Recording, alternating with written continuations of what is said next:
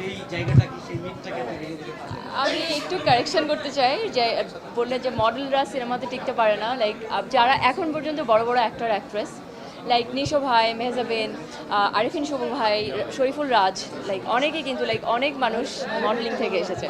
So modelling থেকে এসে যে অ্যাক্টিং করতে পারবে না এটা আসলে ব্যাপার না, ব্যাপার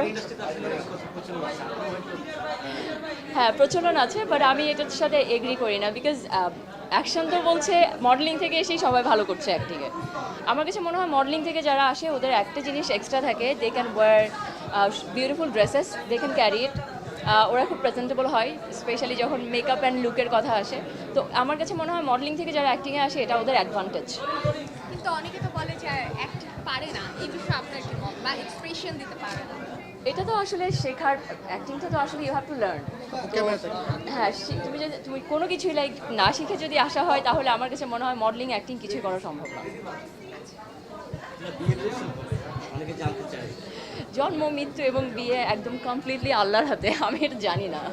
তারপর একটা প্ল্যান থাকে না, অনেকে তো আসলে কেউ বলছে 24 সালে শেষের দিকে করবো, কেউ বলছে 25 সালে। আমার এখন এখন কোনো কোনো কোনো প্ল্যান নেই অনেস্টলি। এখন আমি like fully I devoted my life to the work. Single life কেমন লাগে? আপনি তো সিঙ্গেল কিনা এটা জানার ছিল। খুব ভালো আর কি, you are free, like you know সব কিছু করতে পারি। কখনো রিলেশনশিপে ছিলেন? অবশ্যই ছিলাম। মানে সেই সব free বললেন। সেই অনুভূতিটা কেমন ছিল? আমার কাছে মনে হয় দুইটার দুই রকম টেস্ট। আসলে রিলেশনশিপে থাকলেও অবশ্যই ভালো লাগে, লাইক আপনি একজনের সাথে আছেন, you are sharing your time with someone. আর রিলেশনশিপে না থাকলে ইউ আর ফ্রি, লাইক আপনার কাউকে কৈফিয়ত দিতে হবে না, কোনো কিছু বলতে হবে না। আই থিঙ্ক আপনারা সবাই এটা জানেন। সো সেই জায়গা থেকে আমার কাছে মনে হয় I prefer to be a single. সেই গল্পটা একটু বলা যায়? সিঙ্গেল কেমন থেকে সিঙ্গেল কি ধরনের প্যারা দেয় আসলে? থাকে না? নো, কোনো প্যারা না, লাইক ইউনো আপনি যখন কারোর সঙ্গে রিলেশনশিপে থাকবেন আপনার তো আসলে ওই মানুষের সঙ্গে অনেক কিছু অ্যাডজাস্ট করে চলতে হয়, এটা আপনাকে চলতে হবে because you are in relationship. তো সেই জায়গা থেকে আমার কাছে মনে হয় যে রিলেশনশিপ মানে আমার জন্য একটু ডিফিকাল্ট ছিল। আপনি সমালোচনাটা কিভাবে মাঝখানে মাঝখানে যায় একটা আর্টিস্টের তো আসলেই পজিটিভ নেগেটিভ দুই ধরনের মন্তব্য হয়ে আসে। তো আপনি হয়তো পাক দুই ধরনের মন্তব্য, তো পজিটিভটা কিভাবে গ্রহণ করেন, নেগেটিভটা কিভাবে? কখনো একটা ডিভিশন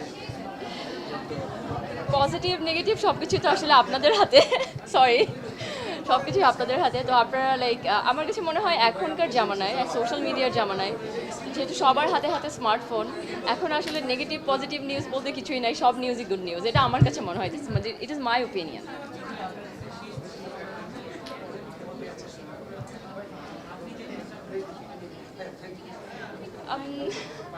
আমি যখন আমার ফার্স্ট ট্যাটু করেছি আমি অনেক ছোট ছিলাম, আমার কাছে এখন আর ট্যাটু আসলে ভালো লাগে না। আমার কাছে মনে হয় বডিতে যদি মিনিংফুল কিছু না লেখা হয় আসলে ইটস নট ওয়ার্থ দ্যাট। তো আমার কাছে ট্যাটু আর এখন ভালো লাগে না। থ্যাংক ইউ, আপনাদের সবাইকে অনেক অনেক ধন্যবাদ।